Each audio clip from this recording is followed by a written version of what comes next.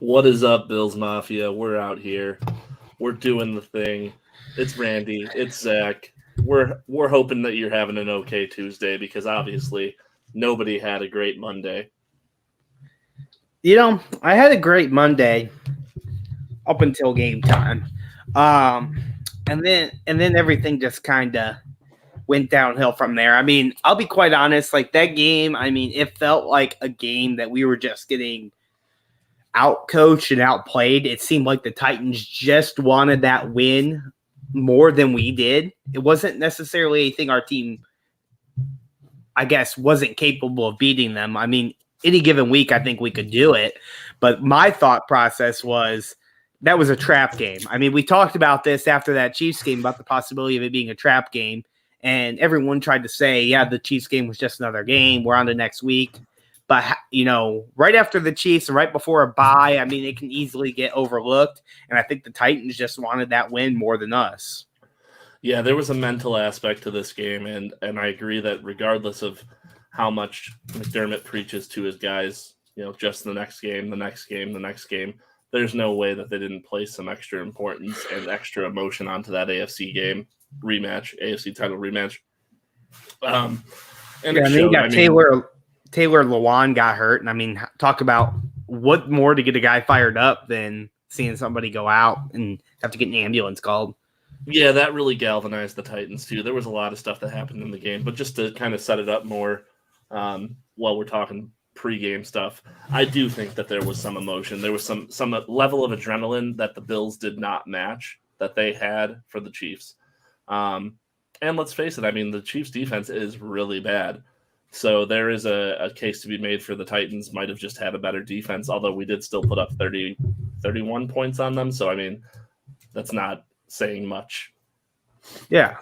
I mean, and the other big thing is to talk about here is, the narrative, the big one was we couldn't stop Derrick Henry. And that narrative couldn't have been further from the truth. You subtract out that big 70-yard run, we held him to 67 yards, 3.5 yards a carry. We held him pretty well. And that big run, there was holding on that play in multiple instances, and somehow it just got missed, but yet they take back your boy McKenzie's return and call a hold that I thought was way weaker than the call that should have happened on the Henry run. So, sometimes you get the refs, sometimes you don't, and sometimes Vrabel is a-hole and tries to do certain things that us Bills fans have it's been haunting us for, decades. And he tried to do it and failed miserably. Yeah, it was really nice when they, called it a illegal forward pass. It was 22 years late, 21 years late, but it was nice of them to make that call. And yeah, that was that was a move. That was a mental move by Vrabel. And part of me hates it, right? I hate it as a Bills fan, but part of me respects it as a chess player, right? He's playing with the emotions of not the players though. He was playing with the emotions of the fans because most of the players don't remember that. They were born after 99. And they weren't Bills fans. They don't really necessarily maybe even know about it. They might have heard about it, but it doesn't mean the same to them as it does to the fans. So, yeah, there was definitely an aspect with that. And people were saying, well, that one was an illegal forward pass. And it's like, so was the other one. They were identical plays. They looked identical to me. I don't know what the difference was. Yeah, I saw no difference on those plays, and they were both forward passes, but it's fine. It's fine. That happened 21 years ago. The Bills have gone to the AFC Championship since that day. So I'm not too concerned about that. But what I do want to talk about. Banter before we get people in here, just as fun little talk.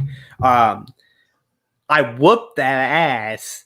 Excuse my language here, but in fantasy football this week, your team is just, not up to par. I don't know if you looked at my bench, Zach, but my team has been decimated by injuries this year. I got Christian McCaffrey on IR. I've got, I think I have Knox on that team. I don't know. My whole bench is full of players who are out or in injured reserve, but I refuse to let them go. don't you just wish you didn't even have the opportunity to draft Christian McCaffrey? Just like, you didn't draft first overall and just get him, No, I mean, because Christian McCaffrey wins you games, man, and he doesn't have a big injury history. It's kind of a freak thing for that to happen to him this year. He's played a very few amount of games since 2019, so single-digit games. He hit the wall. So nice haircut, by the way, Zach. I see you got your haircut there. Yeah, it was kind of bothering me before the game, and then we lost, and I said, screw it. I'm cutting my hair. Thought about cutting the beard off, too. Maybe just going with the stash, but decided against it and just going to ride the beard out. I, too, did some maintenance on the stash. I trimmed it out to try and even it up a bit more. It was kind of wide right there a little bit before. Well, just a little bit. One thing I do plan on doing is taking off the beard again and going back down to pure, just disgusting, sick mustache. Yeah, I respect it. You and a few of the fellow backers have definitely accepted the challenge of rocking those mustaches, and I respect it. Not something I'm willing to do. I don't really want to look like a pedo going out in public, but go. You teach our children, just go for it. Well, thankfully we wear masks at school most of the time, so it's not really seen. Also, that's kind of a conversation I want to have is like game day traditions. Like, obviously, a lot of my traditions because you've seen me do them. From yelling "kill him" when the team is on defense to all of the ridiculous chants that we've adopted. But do you have any other traditions that you keep that maybe we don't know about? Yeah. So one of my traditions, I've got to watch pregame, even if, I just have to do it. And I've got to sit in a certain spot on the couch. And that's just where it is. There can't be any noise going on around me. I'm focused and locked in. Halftime, we typically do green tea shots at halftime. We adopted maybe a different tradition last night, but I don't think we're going to stick with it after the loss. But we shotgunned a beer at halftime on our Facebook Messenger group. I was kind of impressed with myself. I think I got shotgun the beer in like 3 seconds and didn't spill any on myself. That was a first since college. And then I guess you could say that tradition kind of dated back a week because at the Chiefs game, I had the beer bong out of a flamingo. So 2 weeks in a row down in a beer that quick, I guess that's a new tradition. Well, that's tough to say. So maybe that's a Sunday night football tradition, but not a Monday night football tradition. Yeah. One of the things I always do is I have to lay my clothes out the day ahead, like my outfit. So I find my outfit on Saturday if the game's on Sunday, and I have it laid Don't lie, out. Cassie lays it out for you. No, she doesn't. She's not a Bills fan, so she doesn't care. I actually it's a very specific pair of socks, a very specific pair of shorts, and then the jersey does fluctuate. I've been bouncing back and forth between my blue Allen jersey and my white jersey that's just a custom with my name on it. What did you wear last night? I wore blue, which normally I wear the colors the team is wearing. Sorry, I'm making sure my dog's not being a jerk. Normally I wear the color that the team is wearing, but last night I was feeling blue, and I'll never do it again. I will be continuing to wear whatever color the team wears. I did the same. Granted, I wore blue to the Chiefs game. I'm sure you did as well. And we were wearing white, so it worked out that week. So another thing, I mean, I'm not superstitious. I'm a little stitious. But I just had some, I guess, deja vu last night.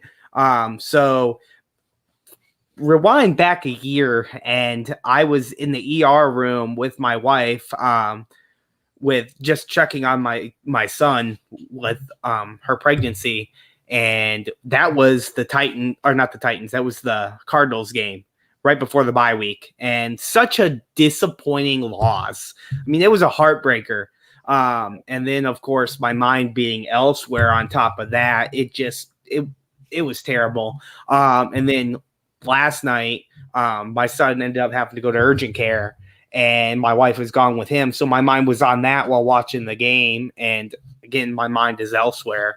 Last time, of course, was after the game, and this time was a little less serious. So I stayed home and watched the game. But nonetheless, it felt very similar to that Cardinals game, which you can look at it this way. After the Bills lost that Cardinals game and we went to a bye, we didn't lose a single game all the way up to the AFC Championship game. Think about that. Well, and what I'm more importantly I'm thinking about is I'm looking at the upcoming schedule. The Bills should roll after the bye. They should. Now, I'm not going to take anything for granted ever. I'm a Buffalo fan. I've seen worse things happen. But in theory, you should be 3-0 at a minimum after the bye. And you possibly, I could see them going 5-0. That's 6-0. I mean, that's not an unreasonable thought here. You've got the Dolphins at home. You've got the Jaguars, Jets, the Colts in Buffalo, the Saints for Thanksgiving, and then the Patriots on Monday Night Football. So the Bills do have one more chance to redeem themselves on Monday Night Football. And I believe the Patriots Monday night game, wasn't that last year as well, where we dismantled them? I believe so. I think we did play that Monday night, and we swept them last year. Let me go ahead and get my imaginary broom. But yeah, realistically, you're right. We could be looking at 10-2 in 7 weeks from now. Looking at after this bye week, and honestly, the way I look at it is, we both probably would have predicted us to either lose one of these two games, if not both, the Chiefs or the Titans. We ended up winning against the Chiefs, which, maybe it would have been flip-flopped in your mind. I don't know. But if you would ask me at the beginning of the year, yes, honestly, I didn't think we would lose to the Steelers at all. But I thought there was a possibility we might have lost back-to-back weeks here. They were tough teams. Titans always seem to be a hard team to play against. So to be at the record I thought anyway, maybe it's not as big of a deal as I maybe felt last night. It was just a heartbreaker. Yeah, in the moment, got the win. In the moment, it hurt, man. In the moment, it hurt. And then I went to bed, and I actually dreamed, Zach. I had dreams. I saw actually, I dreamed about losing fantasy football, but it brought me clarity, because I didn't lose fantasy football in my other league, which is the one that I'm currently in first place in.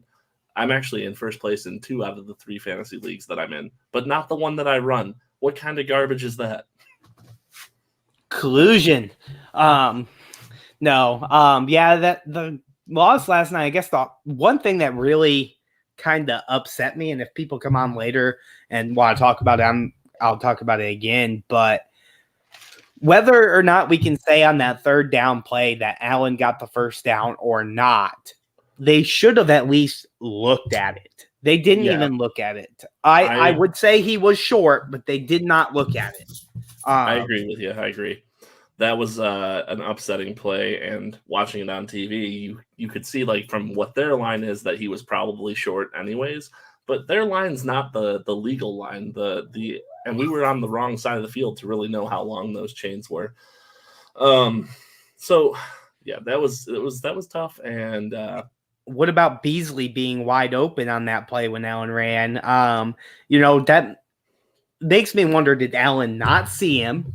Or was Allen trying to play the time game and looking back, call me coming up with stupid conspiracy theories, but maybe he was remembering back to that Arizona Cardinals game last year and scoring just a little bit too quick in a game where he couldn't trust his defense. And he just wanted to milk every last second off that clock before scoring, and thought, I can run for that first down and then we can milk some more time off before scoring, possibly. Or did Allen just overlook seeing him wide open in the back of the end zone? We'll never know. I was going to say that's quite the web that you've weaved there, but I could see there being a level of Josh Allen remembering, hey, if I score too soon, that means our defense has to come out and they'll have a chance to win it. and I don't want that. Definitely was tough. And especially with Derrick Henry just being as physical as he is. Commentators talked about it. As the game wears on and the defense tires out, he just gets to move in more. And that, how about that Micah Hyde hit when Micah Hyde tackled him? That's a business decision. Yeah, that was. Because I don't think Micah Hyde wanted to tackle him. I think Micah's looked around and goes, "Oh hell, nobody else is here. I got to make the tackle," and he just decided to do it, which is great. I'm glad that he did that. So, I'm gonna go ahead and run solo. Randy's got to go let his dog out. But yeah, that was definitely something that to me made me cross my mind as to what is the thought process here of Josh Allen. He methodically marched us down the field, if you can call it that, with just some mid-range throws 20 yards down the field, 15 yards down the field, extending the play with his legs. There was just a lot of great plays. And going into that drive, even though there was many points of that game where I said, we are going to lose this game, we are just getting outplayed. On that final drive, I can honestly say that Josh Allen, I believed in him. I said, we're going to win this game because I believe in number 17. And sure enough, he marched us right down the field. And I was so happy. I was like, well, we're at least kicking the field goal. But then when they lined up on 4th down and they were going for it, I said, I'm not mad. My big thing is, do you trust a coin toss that's 50-50 chance? Or do you trust Josh Allen with a half yard to go to win the game? Because I'll tell you what, we lose that coin toss, Tennessee was winning that game. So yeah. I think you've got to take Josh Allen in that, and you got to trust him. And that's what we did. Yeah, I know you're talking about that going for it on 4th and half a yard. I was not mad with that decision either. And it's weird. It's foreign to me as a Bills fan to have that feeling of, oh, we're going to get the ball back. I know Josh Allen will just drive us down the field. It almost is like probably what Patriots fans felt for so long, is like that confidence of, hey, we got a quarterback, he'll get us down there. And Josh Allen just does whatever it takes to get first downs. We saw him put his body on the line, diving on that 3rd down play.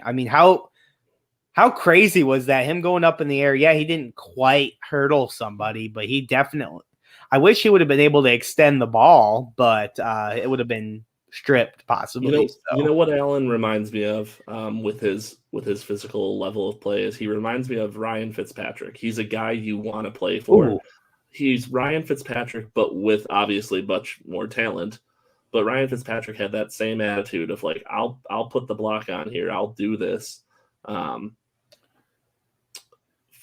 what it's worth. Looks like and have a poor connection here. I think Allen honestly has that mentality as well, that he wants to do something to pump up his teammates, and he'll look at the play and say, we need something here. I need to do something to get them hyped up. And he'll put it all on the line. Another thing that, I don't think this necessarily was the factor of the game. I think the biggest factor of that game was settling for field goals when we should have scored touchdowns.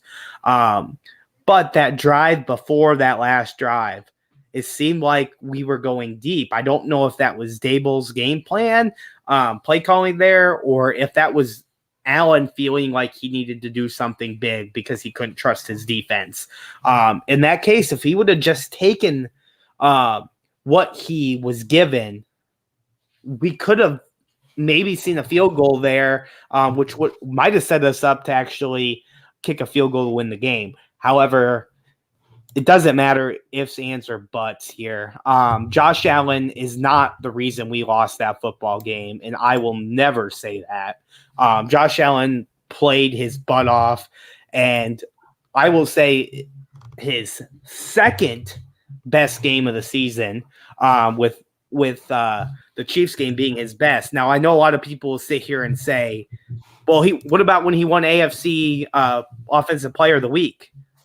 We're talking against different levels of opponents. Josh Allen was facing the blitz every time. Vrabel was really dialing it up for him, and he was forced to find ways to get rid of the ball, and he was finding your man, Cole Beasley, and making it work that way. And we even, I think, saw a little end around thing with McKenzie at one point in the game. Yeah, we did. We saw a it wasn't true end around. It was kind of like a double back set. I don't know what they would call that, I formation, but with the backs next to Josh Allen, and that was a cool play. There were some really cool plays in this game, and that's what makes the loss a little bit bumming to me. Is like we busted out some of the cool trick plays, and we in some ways wasted them because we didn't get the win, and now people have tape on that play. Yeah, Dawson Knox. Let's talk about the guts on him. Throwing a touchdown pass with a broken hand. Josh Allen told him, no, we're calling the play off. And he says, no, screw it. I'm throwing the ball. I'm doing it. And he threw it for the 2-point conversion, which could have really been a big factor in this game, which is just exciting. But at the same point, we're looking at the possibility of Dawson Knox being out for a month. Luckily, there's a bye week in here. He could be back sooner. I don't know. I'm going to say my bold prediction is that Dawson Knox does not miss a game. That's a little bold with a broken hand. I think they're going to cast him up. I think they're going to put him not in a club, but they're going to put him in maybe one of those like plaster casts, hook casts. I don't know if those are allowed in the NFL, but if they are, something like that. And I think you're going to see him out there now. He's not going to be as productive because he's going to be playing with one hand. But I bet you Knox doesn't miss a game since the bye week is this week. That's my bold prediction. But Randy, the big thing you got to talk about here is Dawson Knox has been very productive. And one of the reasons the Bills are winning these games by so many points is because he is productive. Do you really want to risk that against a team like the Dolphins and a 4-game stretch that we were just talking about is such an easy stretch? Wouldn't you rather have him healthy? I mean, parts of the year. I won't be mad if he doesn't play, but I'm just telling you, I think he plays. But if not, we got my boy Sweeney as his backup. That's my If anyone watches Boy Meets World, that was my Feeney impression. It's Sweeney, definitely tough. Sweeney is that's all we have. Knox. Yeah. And Reggie Gilliam is technically a tight end on this team. He's listed as he's technically a fullback because he's listed, but he's a tight end. Yeah, and that you talked before we got on the show about trade possibilities. Do the Bills look at bringing not a big name tight end? I'm not talking a Zach Ertz caliber tight end here, but are we talking about maybe trying to get a guy like Hollister back on this team? Not that they're going to send us Hollister, but do we trade for somebody of that ability just to get us by for a few weeks? Stop trying to make tight end trades happen. It's not going to happen. That's not where the trade's going to be. I'll tell you where the trade's going to be. It's going to be interior offensive line.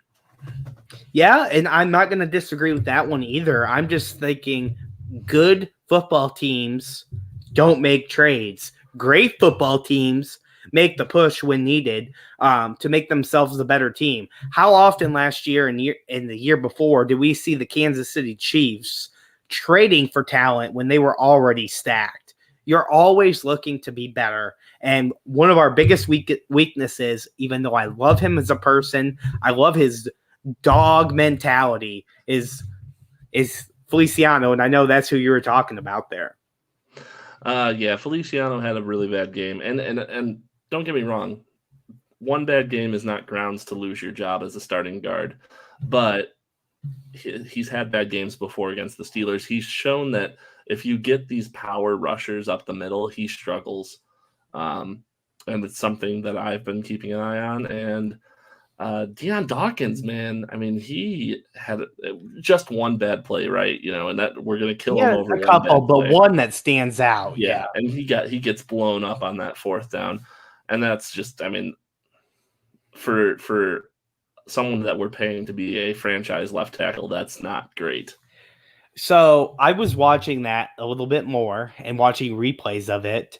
And I will say they did not set him up for success on that play. So Feliciano, I would have argued, should have double teamed there because that defensive player was blowing us up all game long. And we know that this is the play we need Allen to get that push. I think that's where you set up the double team. And plus, the guy was on the inside of Dawkins there. So you wonder, was Allen supposed to go left or was he supposed to go right? Did he just go with his gut of where he felt like the hole was?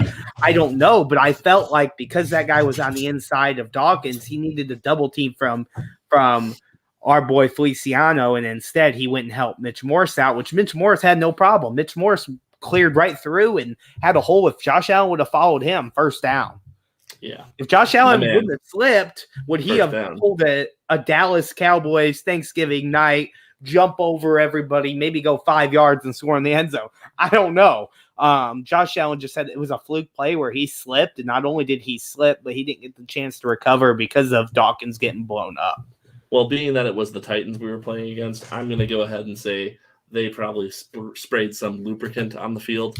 I'd like to have the NFL do a full investigation. Yeah, it was weird though. Did you happen to get to watch a replay on that? Josh Allen he was, both feet were up in the air at one point.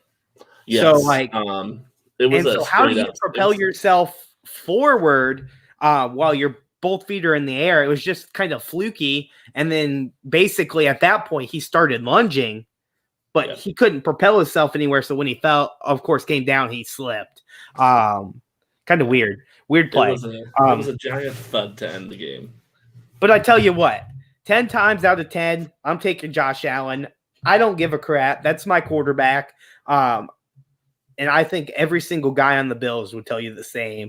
And Josh Allen is going to take that from McDermott and say, you trusted me, and that means a lot to me, and I'm going to put it all out for you going forward. And hopefully, we can see a team, maybe you said go out and win 6 straight.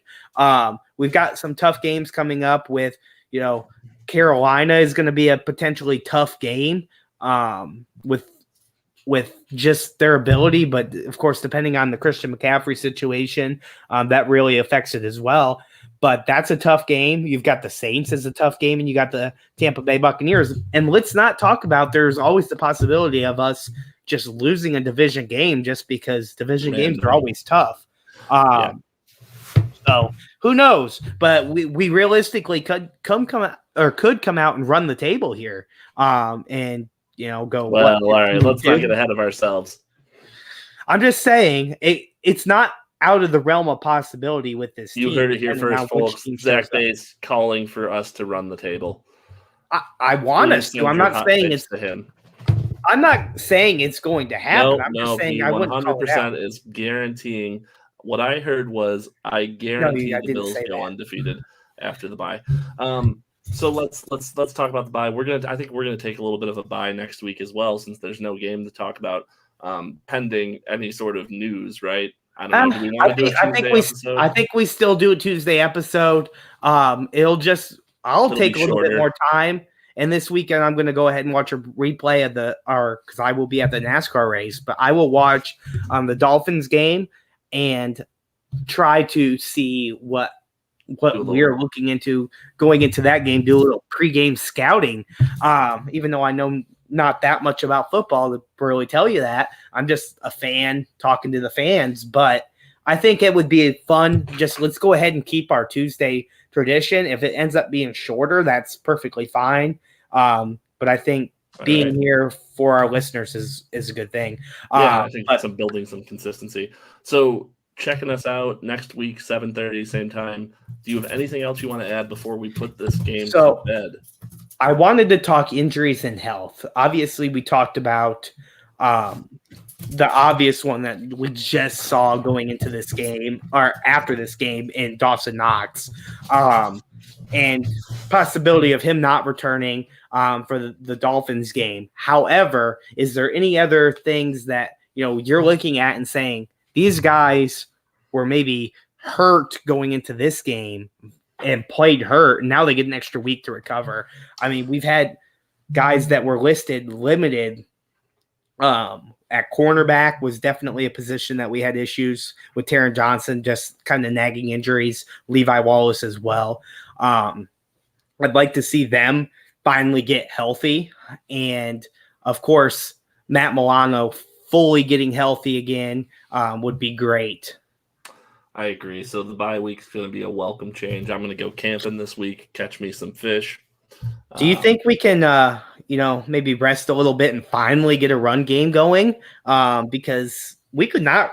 We were getting dominated on both sides of the line of scrimmage there in that game. Our offensive line was just getting pushed around.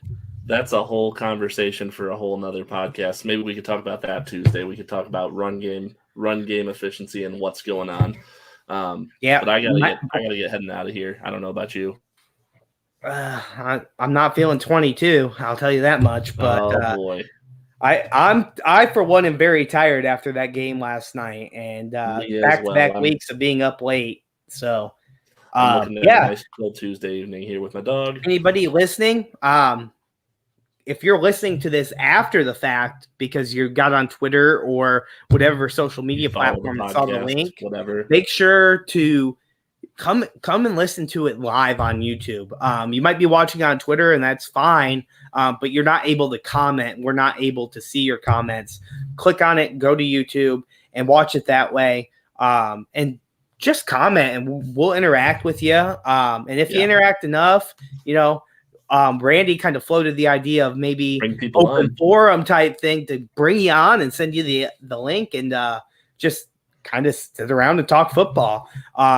So definitely do that. Keep it posted. We're going to run this the same time every week, Tuesday at 7:30 Central Time. We look forward to hanging out with you guys and talking Bills football. But even after a loss, we're always going to say the same thing. Go Bills. Go Bills.